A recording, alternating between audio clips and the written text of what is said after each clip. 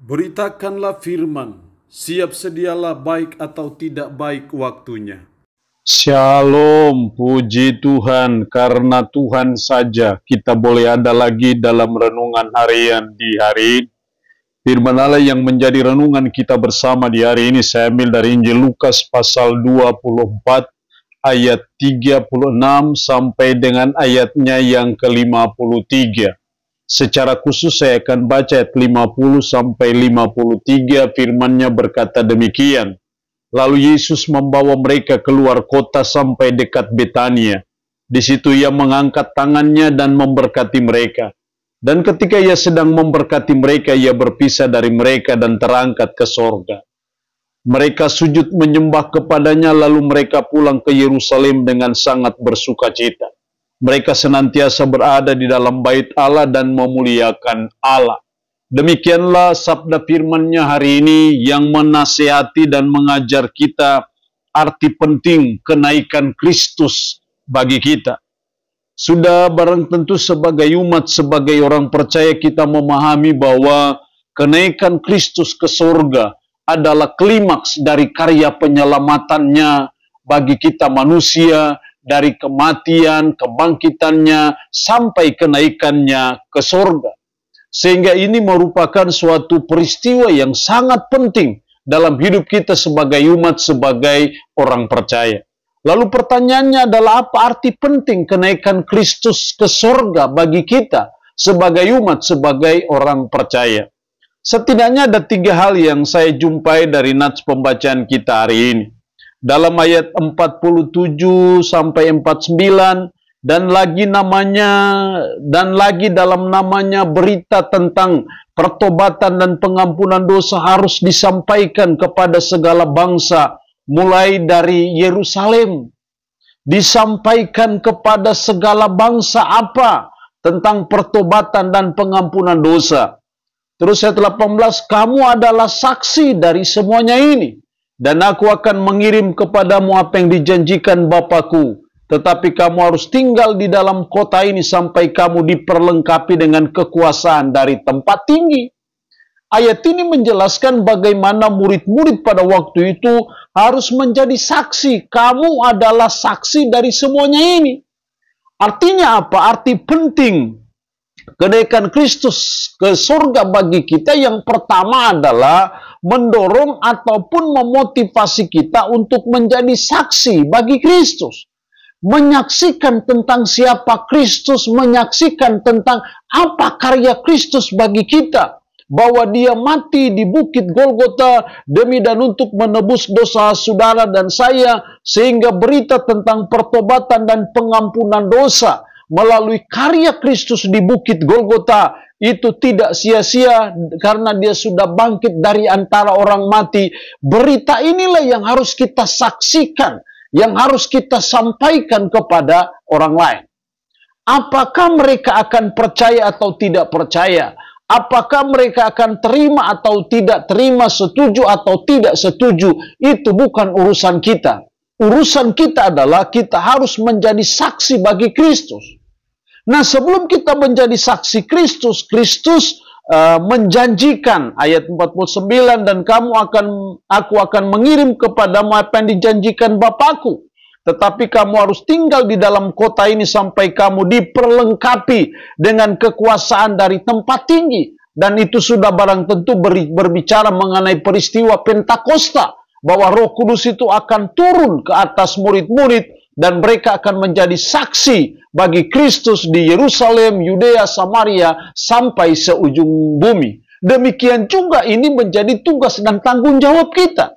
Dalam memahami kenaikan Kristus memiliki arti penting dalam hidup kita, yaitu memotivasi kita untuk menjadi saksi bagi Kristus.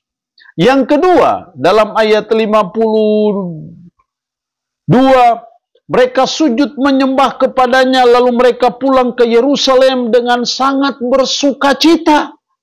Ketika murid-murid melihat bagaimana Yesus terangkat ke sorga, mereka sujud menyembah kepadanya, lalu mereka pulang ke Yerusalem dengan sangat bersukacita. Kenapa mereka sangat bersukacita? Karena tadinya mereka yang penuh dengan ketakutan karena tidak tahu pemimpinnya yang sudah mati. Mereka kehilangan arah, kehilangan pemimpin seperti anak ayam kehilangan induknya. Tetapi pada akhirnya bertemu dengan Yesus dan akhirnya Yesus terangkat ke sorga sehingga mendatangkan sukacita yang luar biasa bagi murid-murid pada waktu itu. Itu juga arti penting kenaikan Kristus ke sorga bagi kita sebagai umat, bahwa itu harusnya mendatangkan sukacita yang tak terkatakan. Harusnya momentum kenaikan Kristus membuat kita sangat bersukacita. Bukan hanya karena dia sudah bangkit dari antara orang mati dan dia naik ke surga, tetapi kenaikannya ke surga itu juga akan memiliki arti yang sama dengan kedatangannya nanti pada kali yang kedua. Karena Yesus pernah berkata kepada murid-muridnya, jangan kecut dan jangan tawar hatimu, sebab aku pergi ke sana untuk menyediakan tempat bagimu, dan setelah saya menyediakan tempat bagimu, aku akan kembali untuk menjemput kamu supaya di mana aku berada, di situ pun kamu berada. Saya percaya itulah yang mendatangkan sukacita bagi murid-murid pada waktu itu. Walaupun Yesus sudah meninggalkan mereka, tetapi mereka tahu Yesus akan datang dengan cara yang sama seperti itu. Tetapi juga ketika Yesus naik ke surga, dia memberikan suatu jaminan untuk mereka diperlengkapi dengan kekuasaan dari tempat tinggi, yaitu kuasa Roh Kudus.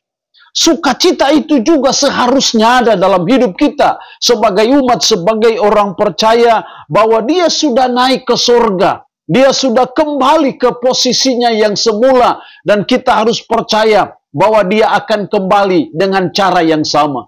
Sehingga tidak apa-apa kalau selama ini kekristenan dihina.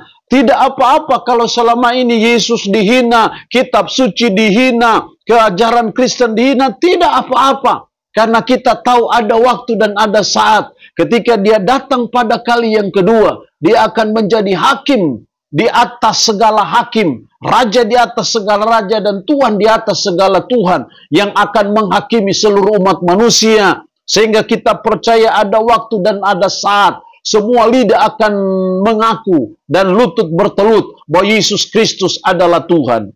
Jadi harusnya ada sukacita bagi kita. Walaupun kita ada dalam duka dan kesedihan, ada dalam pergumulan, ada dalam persoalan, tapi momentum kenaikan Kristus memiliki arti penting dalam hidup kita sebagai umat, sehingga itu harusnya mendatangkan sukacita yang luar biasa, mendatangkan sesuatu yang sangat mengembirakan dalam kehidupan kita, karena itulah yang menjadi pengharapan kita pada waktunya dan pada saatnya nanti. Yang ketiga, arti penting kenaikan Kristus. Ayat 53, mereka senantiasa berada di dalam bait Allah dan memuliakan Allah. Berada dalam bait Allah dan memuliakan Allah. Ini hal yang ketiga, arti penting kenaikan Kristus ke surga harusnya mendorong kita untuk hidup, untuk memuliakan Allah. Memotivasi kita sebagai umat, sebagai orang percaya, sehingga kita terus berusaha hidup untuk memuliakan Allah, hidup untuk kemuliaan Allah, hidup bagi kemuliaan Yesus Kristus. Harusnya itu terus mengingatkan kita sebagai umat. Jadi ketika kita ada dalam peristiwa kenaikan Kristus, harusnya menyadarkan kita apakah hidup kita selama ini memuliakan Dia atau tidak. Kalau kita dapati ada cara hidup kita, ada pola hidup kita, kelakuan kita yang tidak memuliakan Dia, seharusnya kita menyadari itu dan meninggalkannya. Dan kita mulai belajar menjalani cara hidup yang memuliakan Allah dalam hidup kita, dalam segala segi kehidupan kita sebagai umat, baik itu dalam pikiran kita, perkataan, dan perbuatan kita. Hendaknya itu mendatangkan kemuliaan bagi Allah. Itulah arti penting kenaikan Kristus bagi kita. Allah yang punya firman ini memberkati kita dengan firman-Nya di hari ini. Amin. Mari kita berdoa. Puji syukur untuk kebenaran firman-Mu hari ini, yang mengingatkan kami, mengajar kami akan arti penting kenaikan Kristus ke surga bagi kami. Itu memotivasi kami supaya kami menjadi saksi bagi Kristus. Itu mendatangkan sukacita yang luar biasa dalam hidup kami, tetapi juga mendorong kami, memotivasi kami untuk hidup, untuk memuliakan Allah. Roh-Mu yang kudus tanamkanlah, meteraikanlah firman dalam hati dan pikiran kami, dan sanggupkanlah kami untuk kami bisa memberlakukannya dalam hidup kami sehari-hari. Hamba memohon berkat bagi umat-Mu yang mendengarkan renungan harian di hari ini. Diberkatilah mereka ya Allah. Yang sakit hamba berdoa dalam nama Yesus. Tuhan lawat, Tuhan jamah, Tuhan sembuhkan dari sakit penyakit yang diderita. Terpujilah nama-Mu. Dalam nama Tuhan Yesus Kristus kami berdoa. Amin. Shalom. Tuhan Yesus memberkati kita dengan firman-Nya di hari ini.